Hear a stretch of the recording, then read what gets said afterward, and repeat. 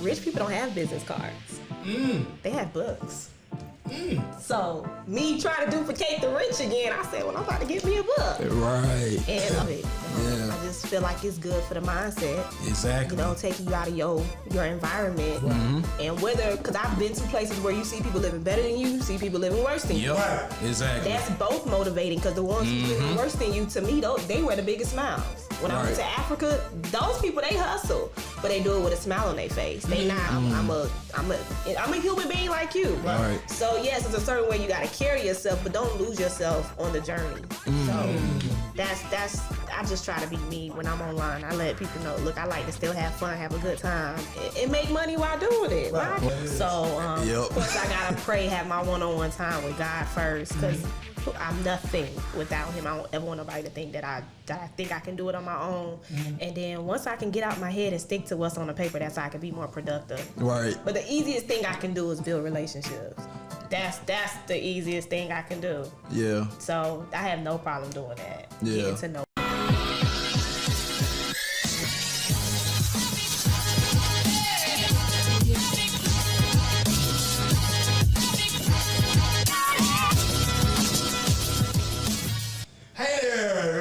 To the Rise of the 1% podcast, where you're going to discover the strategies, the tools, and the insights to dominate and get to the top 1% of your industry. I am G Bass alongside me, JC Williams. Yes, sir! Man, what's going on, G? Oh, man, I'm great. How about yourself? Hey, ecstatic right now. Very excited. Very excited. You know, I'm excited for what we about to talk about today. Oh, yeah, it's going to be a treat. Oh, yeah. All right, to everyone out there. Because we about to talk about something I'm very passionate about. Oh, yeah, definitely. And, you know, so I'm ready to just get this thing started. Yep, me too. So today, on the Rise of the 1% podcast, we definitely have a special guest in the building. We have another queen in the building this week. And this lady here, I'm just going to sum it all the way up. Definitely a trailblazer, you know, when it comes to the network marketing industry, the home-based business space. Of course, that's the industry we came from as well. J.C. Williams. Yeah. And not only that, she's a world traveler. Right. She's a world traveler. And I'm excited about this interview because I know we're going to definitely have a lot of fun today. So we have none other than Miss Jasmine Branford in the building. Yeah. Hello. Hey, Jasmine. Hey. How you feeling? I'm feeling good. I'm good. Yeah, what's up? Awesome. Yeah. Yeah, getting over them nerves. I am. Yeah. This is a first. Right. So I'm thankful, though. I'm so thankful. Oh, yeah. So thankful. Yeah. We appreciate you coming on. So we're going to dive straight in, Jasmine. So what we want to do is start off with talking just a little bit about, you know, who you are, what you're currently working on at this time, and just a little bit about your journey. Okay, so I am a passionate millennial marketer. I'm an author. Absolutely. Author as well. And right now I'm just trying to just reach a lot of young people. I'm just very passionate about educating our young people. I feel like today we live in a world full of distractions. Yes. We live in a world where we hear a lot about a lot of suicides because a lot of, you know, young people, they trying to keep up with the next person. Right. And I just fell in love with just being my true authentic self, figuring out why am I here, what's my purpose. And my goal is just to reach to, you know, a lot of young people to help them discover their dreams at an early age, right. You know, get a better understanding of who you are. Because as soon as we graduate and go to college, you know, the world just seems to form us into this person that we was never meant to be on that path at that time. Yep. So, you know, my goal is just to educate my young millennials and just, you know, put them on board and just school them on the network marketing industry and just living out your passion and traveling, doing what you love to do. Yeah, and that was one of my biggest takeaways that really stood out. Because when I read that you really targeting the young crowd. Right. And that's something that we need.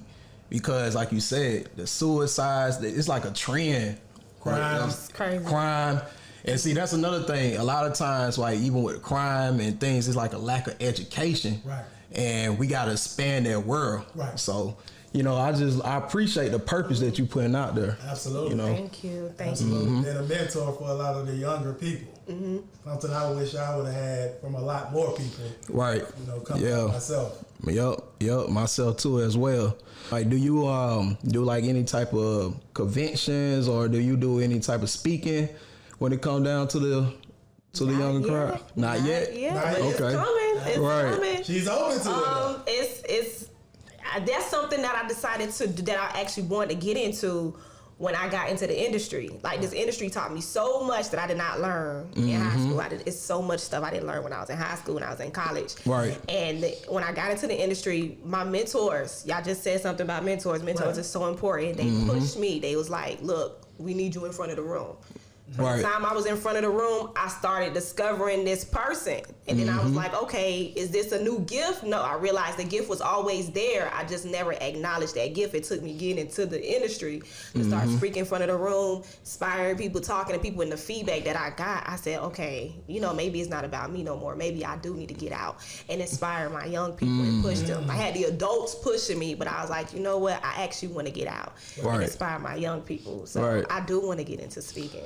It's coming. It's coming. Y'all heard it first. There it is. I can definitely see it with like Jasmine's personality and stuff, and the way that she speaks even on this podcast. Even I've seen her in videos and stuff. Like, I can definitely see you doing that. Right. And you know, just another thing too, because I can relate to that. You know, when Gerald, he actually introduced me to the MLM world, and before then, like, you know, I was just trying to figure things out. I didn't understand like this type of sales process when it came down to business. You know, the things that I was doing, you know, I was doing traditional businesses or whatever, but not trying to learn how to make money online, and also just leveraging other people's efforts. Right. And then, like, just really understanding that mindset. And then, like you said, you start to realize those other gifts when you get into the MLM. Like, you've been around a lot of successful people. People all have the same type of mindsets. They all want to be successful. Right. They push you. They put you out there. You got to talk in front of people. Exactly. You know what I mean? Because, you know, one of our biggest fears is what? Talking in front of crowds and public speaking. And, you know, of course, deaf. But, you know, one of the other fears is public speaking. So just it's molding you, you know, just to a better individual. So I'm always, you know, got to pay homage to the network marketing industry. You know, that's all one thing. Yep. Absolutely. And let's talk a little bit about, because we just spoke as well on mentorship, right? How important has mentorship been to you along your journey? I know you talked about some of your mentors in your book. A lot of them. You had a lot of mentors, matter of fact.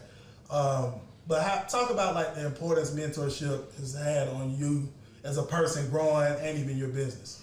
I love mentorship. I became addicted to it. I'll probably go get another mentor after this interview. I don't know. I love seeking mentorship because they just trying to push you to another level. You know, they just want to see the best of you. It's a no judgment zone when it comes to mentorship. Right. I started to respect mentorship when I heard Oprah talk about how she was like, I went to go get me, you know, some mentors. And Lisa Nichols, that was another lady who I look up to. She said, when I heard Oprah got 4 mentors, I went and got me 4 mentors.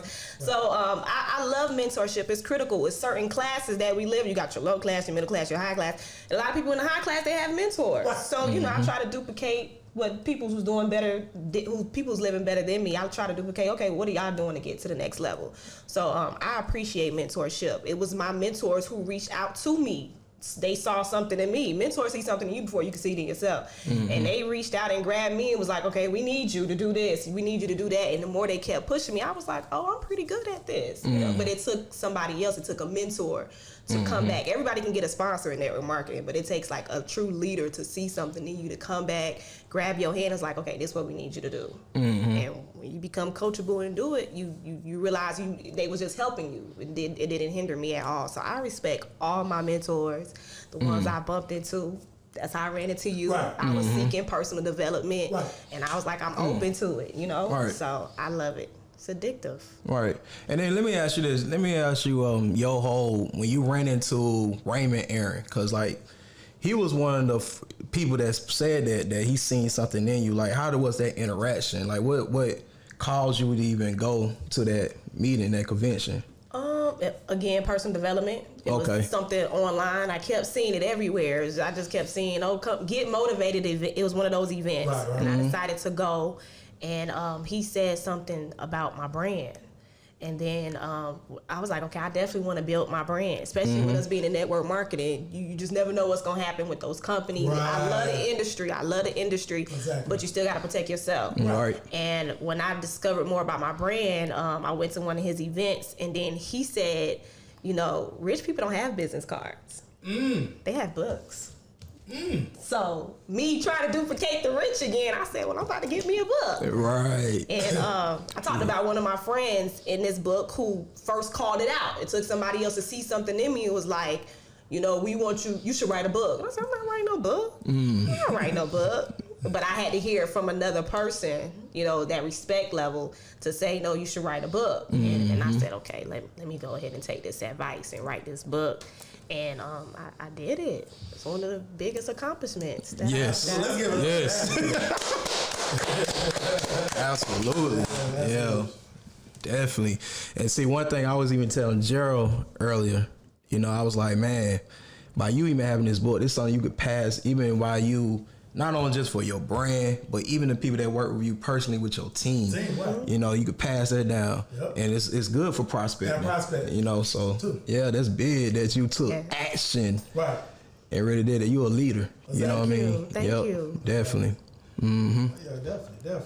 So let's get into talking a little bit about, you know, building a successful, you know, network marketing business, because I know in one of the travel network marketing companies you were in, you reached the position international executive, right? That's one of the top positions, and I was in that company as well, so I could definitely say that's one of the top positions. You're making some pretty great income there.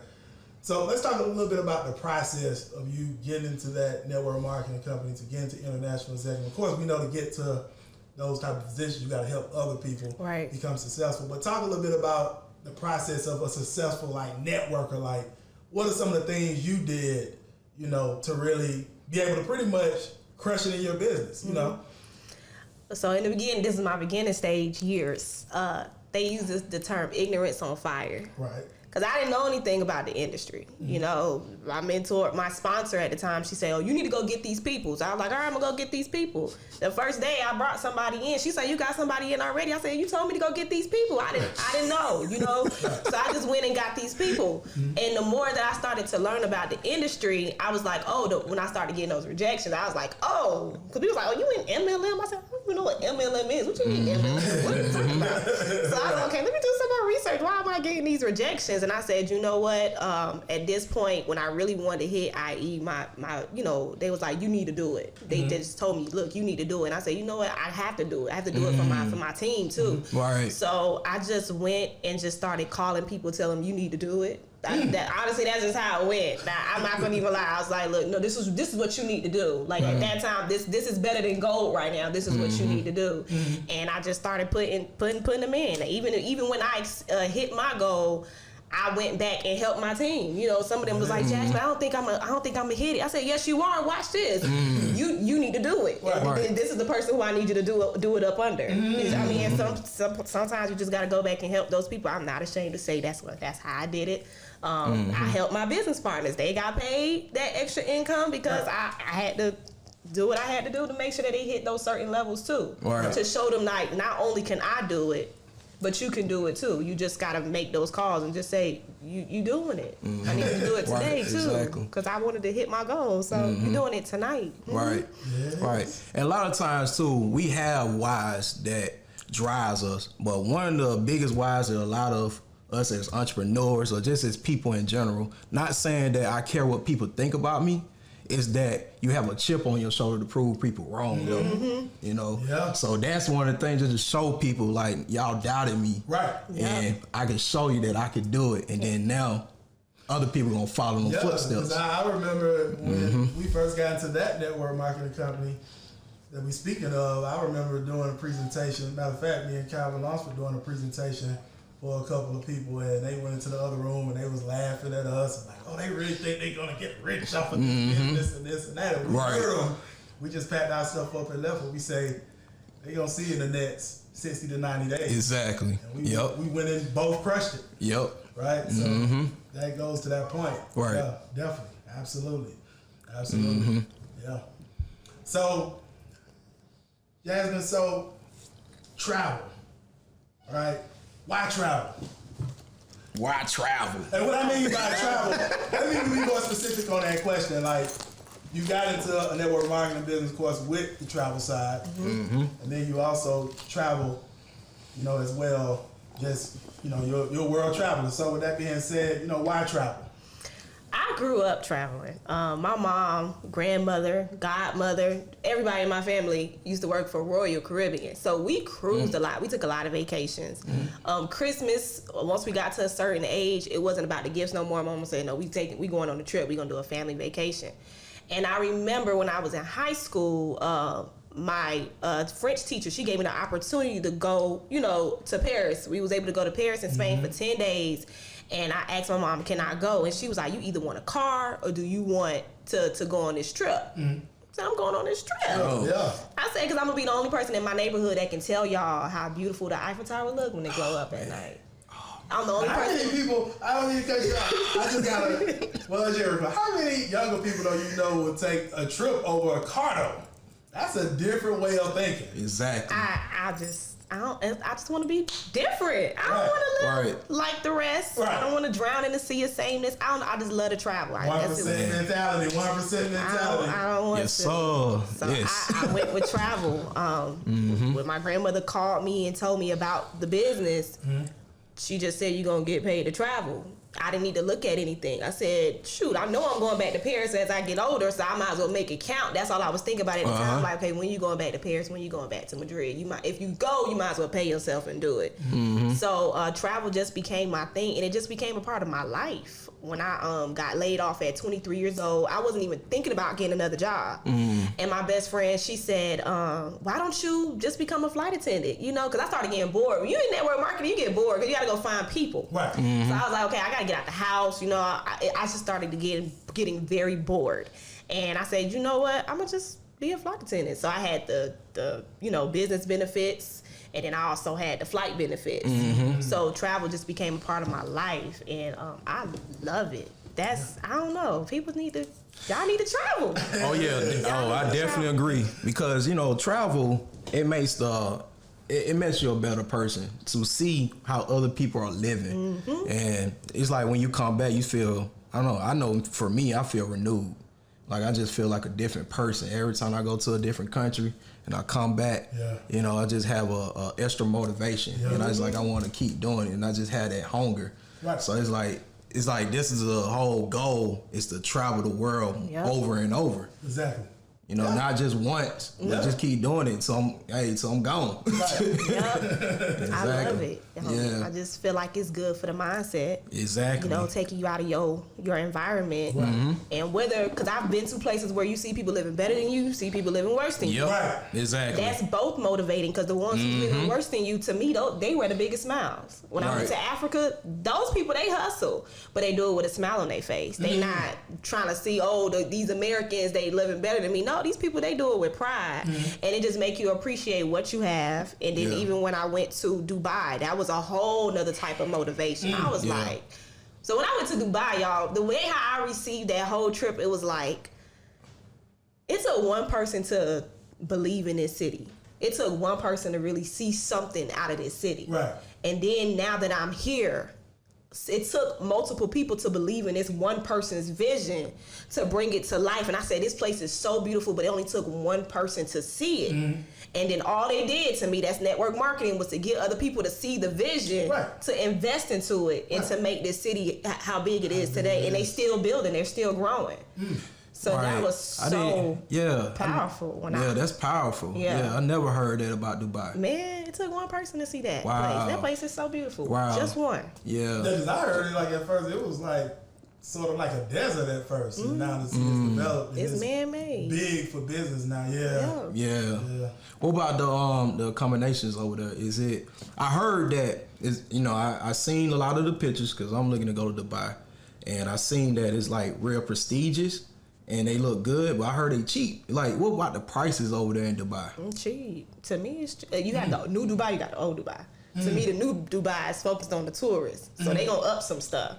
So I stayed in the old Dubai and the new Dubai. Okay. And the old Dubai stuff was very cheap. very cheap. I was like, oh, these people trying to, tax us on that side. But to me, that's a business mindset. That's where all the tourists at. Yeah, let's tax them. Right. So, yeah, you have your cheap areas. It's like, to me, it was like New York. You had those real expensive sides, but you also had those sides where you got some stuff for cheap. Okay. So I appreciated both sides, though. I felt so safe in that country. That's another thing I was gonna ask you about, like that. And then what about the culture? Like, how was the culture over there? Strict. They don't play. Oh wow. They don't play, but I appreciate it. Yeah. I appreciate it. One thing that caught me off guard was the opposite sex. If you coming to visit the opposite sex and y'all not married after 11 o'clock, it's a curfew. Oh wow. So the hotels is like, oh, y'all not married. Oh, that person, y'all have to stay in the lobby. You can't go in that person's room. Wow. Yeah, they don't play. I respect it though. Yeah. I was like, that's what I'm talking about. I mean, we still found ways around the system, but I respected the way how they did that. I said that's very respectful. I like that. Right. Wow. And then, like, where you find like your linens too? Like, I know I seen some pictures of how you was dressed. Like, just give me that experience. Like, I went to old Dubai. For the low, because when you go on the excursion, they try to tax you, and they just be trying to up the price. But no, I went to the old Dubai.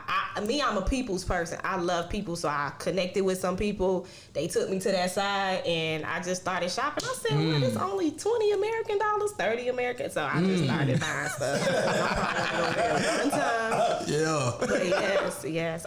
I don't know. I just start connecting with people, and I don't know. I'm blessed. Right.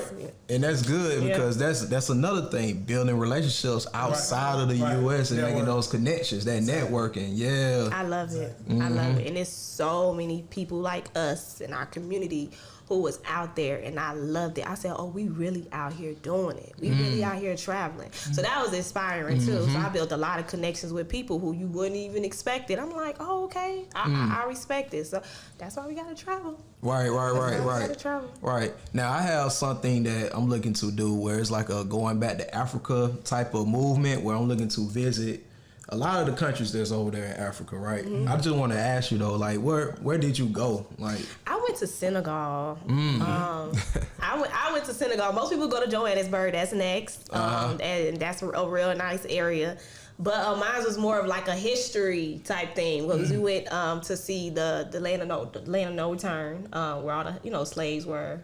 Right. So we went out there. We went to Goree Island. So that was pretty dope. So that was I was actually inside the caves where the slaves was being held. So that was I was actually inside of there, actually hearing the real story. Right. Yeah. The story's not the same in the history book. So that was more like a history thing for me. So it's not the same. Wow. It's not the same. So I was actually trying to get the real culture. Yeah. It took somebody else. I'm not gonna sit here and act like I always wanted to go to Dubai. No, it took somebody else to say, no, let's go to Africa. And I was like, Africa? I ain't going to Africa. But it took somebody else to say, no, we doing Africa, and I went, and I'm so glad that I took the time to go back. The land is cheap. Like, I plan on going back to do real estate over there. I feel like a lot of us need to go back home. You are right. Go back home. And that's that's another topic right there to actually have a real discussion about. Right, the opportunity. Right, the opportunity. I hear it all. And then by you even talking about Senegal, right? Ain't that where Akon resided? I heard now he got a city. It's nice over there. Yeah, that's big. Right. It's nice. The biggest issue was that it was other people from other countries who was there. You know, a lot of the civilians who stay there, they was working for other folks, and I'm like, that's not how it's supposed to be. And they even took the time to learn their language too, because that's Senegal, they speak French. So I'm like, these people took the time to learn y'all language, come out here to set these businesses up, and now y'all working for them. So I'm like, nah, I gotta get back. Yeah. I have to get back. Right. And I think that's so super important for us as Americans, the Black America over here. Right. We need to go over there in Africa and have those experiences. I know you talked to me about that. Yeah, that's why one of my biggest things going over there, because we can't get mad when you see China setting up infrastructure over there in Africa and taking advantage of the opportunities. We can't get mad if we not going out there to educate ourselves and taking advantage of that. They over there. What I mean? They over there. They are over there. I was like, wow, y'all really out here speaking you know, their language too. Y'all out here with it. You know, it take guts. I mean, but it's sad to say that, like, a lot of my people, you know, my friends and family, they was like, why would you go there? Like, how can you come back with Ebola? You know, they had to come with that. And see, that's that fear tactic. You know what I mean? They put up on us. Yeah. When I told them I went back to the House of Slaves, they was like, why would you even want to go there? Why would you want to be remembered? Why y'all still comfortable? Why, you know, that, you know, so it's just those little things. I'm just like, y'all tripping, you know?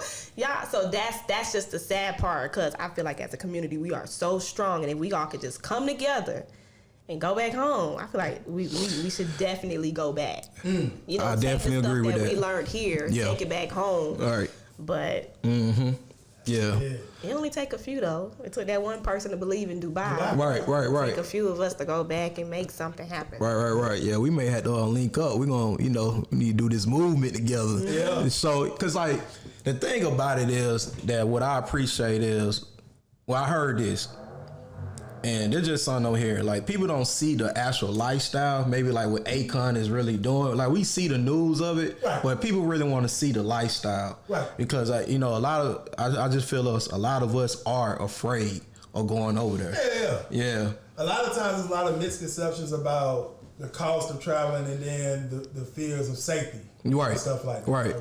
Yeah. Right. And it's just like anywhere you travel to, because, I mean, it's just like if you go to anybody's hood, you gotta, you know what I mean? You know, if you looking at a certain area, you know, to watch out. You know what I mean? Or I want to be doing certain things at night, or I need to make friends to actually, you know, show me around. Right. So, you know, it's just, you know, just people who having fear just to get out this box over here. You know what I mean? It's like, you know, you kind of like just holding yourself back. When I first got there, I was a little scared because they ain't had no street lights. Yeah. And I'm like, it is too dark, and we already dark. I'm like, it's a lot going on. But I went out. I still went out at night, and I don't know, the culture just different to me. They more free spirited. They'll just have a party on the corner and just start making noise, and that's a party. And I was like, you know, this is different. I love it. They hustlers. They could definitely smell an American from a mile away. They not scared to ask you for your money. They not scared to ask you. I'm okay. Right. But it was still nice. I enjoyed it. Right. Yeah. Different villages. We went through different villages, seeing how different people was living. It was nice. I was very grateful. Yeah, and just to hit on that, because my first international trip was Panama.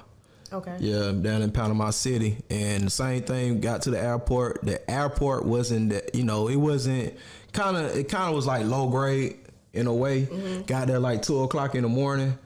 No street lights. The police stopped me and everything. And you know, I understand Spanish. Well, I can't speak fluent Spanish at the moment, so I don't understand what nobody's saying, because nobody can speak English. You know what I mean? So I'm kind of like nervous. I'm scared. You know, I don't know what's going to happen over here. But then same thing like you said, once I got accommodated, when I got to the hotel, I was like, I made it. I made it. And then like the next... You know, exactly. And then like the culture though, like, once you got accommodated and start meeting like the people that's out there and everything, seeing the way of life and how they live, man, you know, it's just the people was like so, like it was just so warm, you know. I loved it. Yeah, so. Yeah, see, I'm looking to go international finally when this whole quarantine thing is over. I'm finally international. I'm gonna travel. You haven't been international yet? Nope. I've never even been on a cruise. Oh yeah. Cruise. I never went international. Even though I was in the travel business, I've traveled all over the United States, but I've never went international. But I'm going international when this is over. Seriously. Yes. Right. I'm gonna go, and you know, when I do things, I go all the way with it. So and let's talk a little bit about that right now, because it's a lot going on right now. You know, of course, in the world and stuff. Travel industry. What is the effect right now? Like what's going on with it right now, with all this going on right now? Like, it's slowing down, of course, but like you just said, we keep hearing the same thing. As soon as it's over, we out. Right. Exactly. The travel industry about to take off. I'm telling y'all, right? Everybody is itching to go somewhere. Right. Exactly. I agree. So you got those small minds who want to jump out. Of course, we had some people who jump ship. Like, no, we not about to make no money. We ain't going nowhere. We don't know when it's going to end. Right. It's going to end. It's definitely going to end. But it's about take off. You know, whatever we lost, I feel like we probably about to triple it. You know, quadruple it. I'm not afraid. We still working. You still got people right now jumping into the business because they know where it's about to go. Right. It's all about positioning yourself, being in the right place at the right time. Great way to look at it. This the time to position yourself. Yeah. And you know that, I know we talking about travel, but like you said, it's a lot of other industries, the same thing. When you have those times like with the collapse or the market is coming down, that's when you're supposed to be positioning yourself, taking advantage. Exactly. You know? Exactly. So I definitely agree. Yeah, people itching to get up out these doors, man. Even if it's domestic, you got people who haven't been places domestic. Like, what, this gonna be my year when I go to Vegas. Cool, we got you.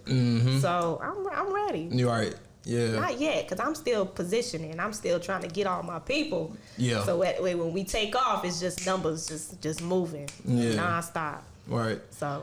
All right. So let me ask you this, like even for, G saying that he hasn't been on a cruise or been international, which one do you prefer? Like, do you prefer cruising or do you prefer flying to these places? And I'd rather fly, get to my destination, and live it up. Because when you get to the when you cruise, you only get a couple of hours. You don't get the whole day. You don't get the full experience. Right, full experience, exactly. And I like to actually meet people, connect with people. Like I have people who I can hit up in Dubai. I've connected with people in Africa. If I want to get a certain attire, I still have these people contact information to this day. So I like the time to actually connect with you, see how you living, take me to the clubs, show me the different places, how y'all living, what y'all really doing out here. So I'd rather just, but cruising is fun. Cruising is definitely fun. The way how they building these ships now, man, that's a party. That's a party. To me, that's where you can take family to. Definitely a family affair. I like cruising. That's why I started. Okay. So what you recommend? What cruise line that you recommend? Carnival's the party ship. Carnival's the party ship. Royal Caribbean, to me, the way how they just design their ships, it depends. Like if it's just you and a couple, you don't worry about the turn up, you just here to relax. Right. I feel like Carnival would be it, but not Carnival. Royal Caribbean would be it if it's just y'all two. But Carnival is the party ship. All the time. Yeah, I agree with that. Yeah, I agree with that. So, all right, so by you saying the party ship, so even like with the Royal Caribbean, like even with the youth, like kids, is it more kids on Carnival or Royal Caribbean? Carnival. Yeah, I've heard it. Yeah, definitely Carnival. The kids gonna have fun too. Yeah. I mean, the kids be gone. They be out till like 1 a.m. Like the kids, they have stuff for the kids though. You don't have to. I hear adults have fun on the Disney cruises, so it's. I heard that. Yeah, I heard that. It's fun. They entertain the kids. But for the adults, if you trying to party, Carnival. Yeah, definitely Carnival. When you first, like you said, your grandma just she introduced you to the travel industry with MLM, and man, you went out there and just got like a group of people to do a cruise, like a meet at your college? That was the first thing I did, yup. Pass out flyers. Yes, I just got so excited. I just started printing out flyers, going around campus, and then it was around homecoming season. So I started going to FAMU campus. I was just on the road, so I just started driving whenever I had some free time on the weekends, which was hard because I was a hairstylist at the time too. So weekends are always booked. And I don't know, I was even calling out. Like it was to the point I was like, I ain't coming in this weekend. And I was just going to the homecomings, passing out flyers like, y'all, we gonna do a college cruise. Like I wasn't even thinking about just branded online. I just hit the road and just started. I was so driven. Yeah. I gotta find her. Yeah. Definitely go get her. Yeah. And that's when my mentors had called me, put me in the room. It was like, you own to something here. And I think that's when they started coaching me, when they started seeing how I was just going. They was like, this is what you're doing? Right. Yeah. Because I just got in. I didn't know anything about nothing. I didn't know nothing. People was talking about my industry, and I couldn't even. I'm like, I don't know what y'all talk about. That's I just kept saying the business. I didn't know nothing about the industry. So, yeah, I took off. And I definitely agree with that because, like I said, that's a huge market. The millennials, people that's in college, they come out, like you said, you relating to them because they kind of lost a lot of times. You don't know what you want to do, right? We get distracted easy. That's true too. I admit we get distracted easy. Right. Very easily. We want to party, Right. and my thing is, okay, if you're gonna party, why not party in Cancun? Make it a tax write-off. Why not party in Dubai? Make it a tax write-off. Why not party in Africa? If you're gonna party, travel and do it, and write it off on you. Make it count. Everything has to count. Oh man. Hey, look, even from a business standpoint, like tax write-off as well, right? And then it's cheaper.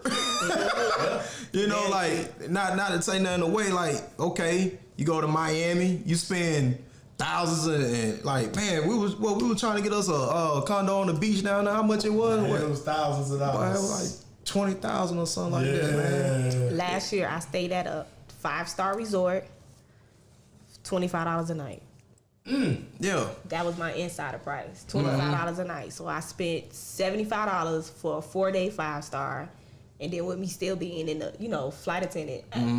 I just spent that was it. I spent $75 at an all inclusive, so I had to worry about food, drinks, nothing. That was my trip as an insider. So they was like, "How much you be paying to go out the country?" $75. Like, you don't even take. You gonna spend $75 on lunch this week? Right. Exactly. So why not traveling? Write that $75 off. Right. So. Wow. You got any travel hacks that you may want to share with people, like on discounts and stuff like that? Well, with me just being that insider, the discounts come to me. Like, people could be like, "Oh, you gotta find flights on Tuesdays." I don't know. I'm gonna be honest with you, I don't know. The discounts just come to me. So once you get in as an insider because when you have those credentials, credentials, you could start searching. They actually come to you. I seen Disney cruises for $75, per person. So I'm like, they start to come to you once you become an insider. You got those people who find ways around the system. I don't know those other ways if you're not on the inside. I just know what I can do when I have those credentials attached to my name. Yeah. So. Yeah, I agree. Okay. Okay, so just even going back to the state that we in right now. All right, I was having this conversation with you guys last night, and I look at the eastern of the world. Like, one of the places that I'm looking forward to going to is like Thailand, Singapore. Like, what you think about, like, even with all this COVID-19 going on, like, what you think about that, like, just going over there now? So I'm actually supposed to be in Thailand this week. I was supposed to be out there this week. I had to cancel my trip, but I would go back to Thailand. But China, I don't know. Yeah, I don't know, because the more I keep hearing about what's happening, right? Y'all nasty. Like, how you got people? They coming out with new viruses. I heard about other viruses that was going on, and I've always wanted to visit the Great Wall of China. I was supposed to do that last year. So me too. Yes, but right. It's okay. I'm gonna just pass through. So that's my goal. I'm gonna probably just go out there for a day. Okay. Do what I need to do. And probably take a late night flight to go somewhere else while I'm on that side. So I don't know. I don't have no issues with Thailand. It's China that's just not sitting too well with me. Yeah. That's all. It's like that for a lot of people right now. Yeah, it is because I understand all them are wet markets. Right. And they're just that. Now I know it's just you do have that type of fear now. Like, it's just like, you don't know, man. You got blood and guts all over the streets. You go into the wet markets and this. I mean, I ain't gonna get too much into it, but it's just like, man, this could have been prevented, or what we gonna do moving after this. Right. And it's not just China that's living like that, because I seen some of that in Africa too. The way how they was handling the chicken, just got the chicken just sitting out. Oh, yeah. Got flies flying around. Right. You got flies. They got the dead meat with the live animals and eating stuff like that. Yeah. You shared something last night about over in China, they had the chickens in the cage or something. They'll just put it out and just. Something you said. Or they'll have them hanging up. You know what I mean? They'll have the dead chickens hanging up or whatever. Like, that's like, if we go to like a Chinese restaurant, a lot of times, they'll chop that stuff up in front of you and everything. I mean, it's fresh meat. It's supposed to be fresh meat or whatever. Yeah, but it wasn't sitting on no ice though. That chicken wasn't sitting over no ice. They just had it hanging, just laid out. Yeah, and like see, that's t-shirt. That's another thing, like how they actually treating the meat. Yeah. But the food was good though. So I don't know. I don't know I don't know if my chicken was sitting out like that, but I just know the food was good when I went over there. Yeah, but I'm cool with chicken though. You know, it's just that all the wild and the exotic animals I don't know nothing about. And see, I don't know. There's rumor, but I be reading on stuff like that. Like I said, when it comes down to travel, that like I want to educate myself on what's going on around the world. Right. And when you read that, like bats and rats and stuff like that, it's like I don't know if it's true, but it's like I can't put it past it. Put it past it. Man. It is. I seen them. They big too. Oh man. I don't know, man. One thing, I love me some chopsticks and noodles, so I'm gonna just stick to that. Yeah, just season your noodles real good. Right. Yeah.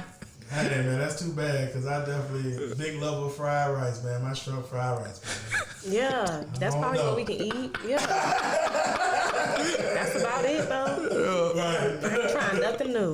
Yeah, I can't pronounce it. Yeah, I definitely That's how I look at it now. Yeah. Well, we'll do transition now. Pretty much the conversation we're talking a little bit. What I want to talk to you a little bit about, Jasmine, is branding, right? Because and I know you talked a little bit about that in your book too. But your branding, especially I know you use online a lot right now. Facebook, I see you got an audience built up. You get a lot of engagement on your posts and stuff like that. I just went viral the other day, y'all. Wow. Somebody, Baller Alert done shared a video of, me and my sister, we did the Don't Rush Challenge. And it was just goofing off. It was Easter. We was like, I don't know, I'm into the whole TikTok thing now. And everybody and somebody texted me and they was like, girl, your video on Baller Alert. I said, what? I didn't even know what it was. You didn't even know what it was? Yeah, I didn't even know what it was. And I seen the video and I was like, oh shoot, okay, we going viral. Yeah. What's next? Yeah. Get paid for this? What's next? It's cool. It's cool. I wasn't worried about it because that face that they seen on Baller Alert, the same face is right here. So I know it'll come back to this moment. So I'm not even worried about it. That's what's up. Yeah. Absolutely. Yeah, I did the challenge as well. Yeah. You did the challenge? Yeah, See? I did. Yeah. Yep. I got you. Yeah.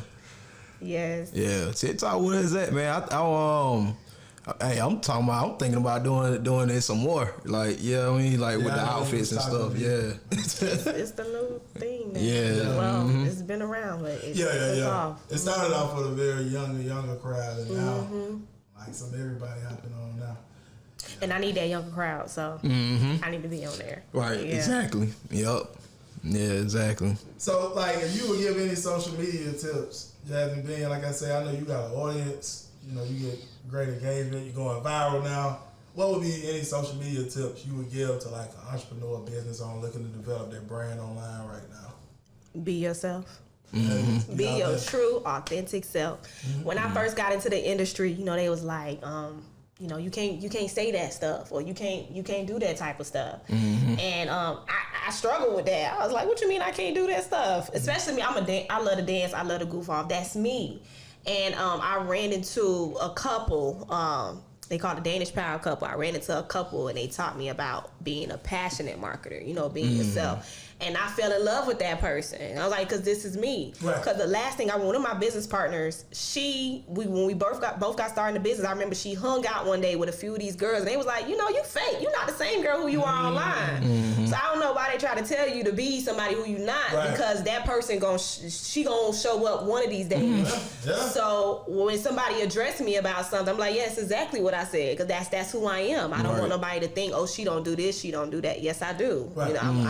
I'm a human being like you. Right. So yes, it's a certain way you got to carry yourself, but don't lose yourself on the journey. So that's I just try to be me when I'm online. I let people know, look, I like to still have fun, have a good time, and make money while doing it. Why I can't do both? Yeah, what are some things you do to stay productive throughout your day to get things done and stuff? I'm addicted to personal development. Cause to me, I feel like I get caught up in my head a lot.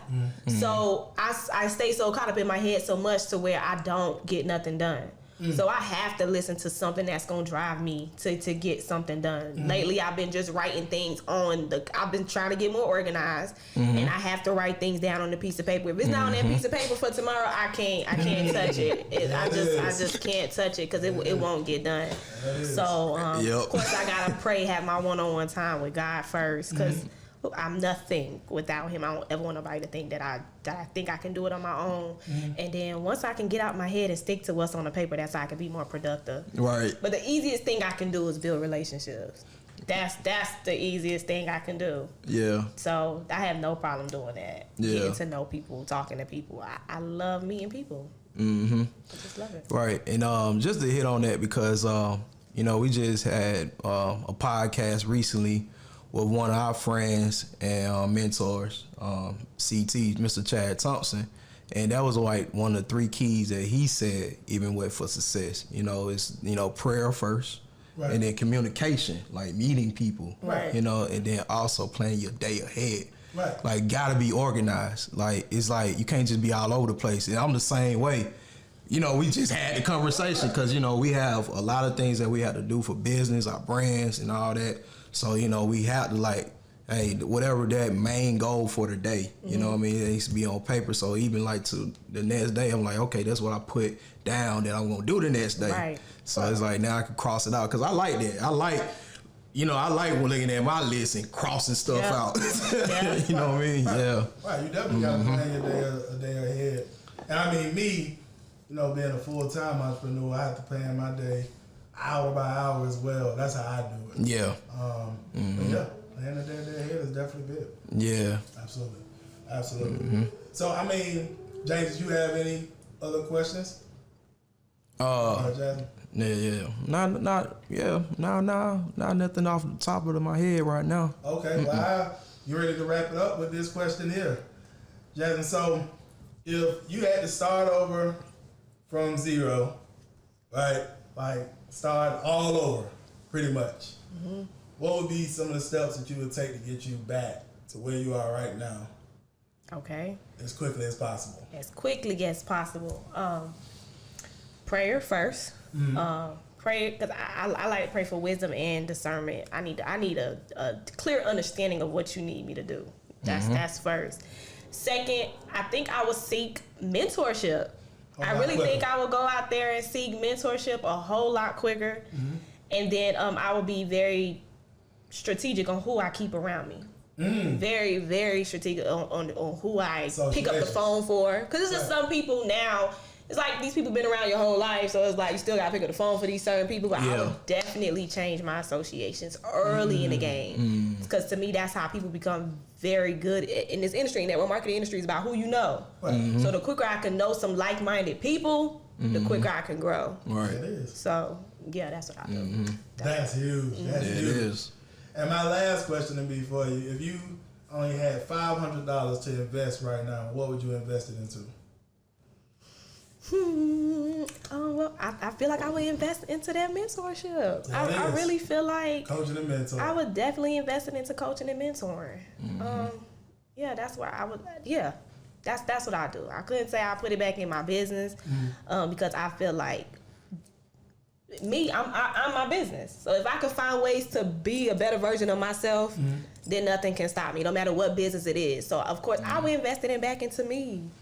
By getting a mentor and personal development and just getting a bigger vision. It is. I love it. That's what I do. Awesome, man. It is awesome. Yeah. So this has been an awesome. Yeah, it has. This has been fun. Absolutely, we definitely appreciate you. Yeah, definitely appreciate you. Thank you. Yeah. This was a very valuable conversation. Yeah, and just keep doing your thing. Absolutely. Your future is very bright. Right. I see no limits to you. So definitely, man, I'm excited for you. Keep pushing, keep going hard. And so what you can do at this time, Jasmine, just share any information if you want to share information like where they can find your book or where they can find you online and stuff. So yes, you can. My book is available on Amazon, but you can go to the letter M, invasion.com to to physically visit my website. If you have any questions, if you want to connect with me, you could schedule a free mentorship call with me from my website. You can also follow me on social media. On Instagram, I'm Jazzy305, JAZZY305. From MIA.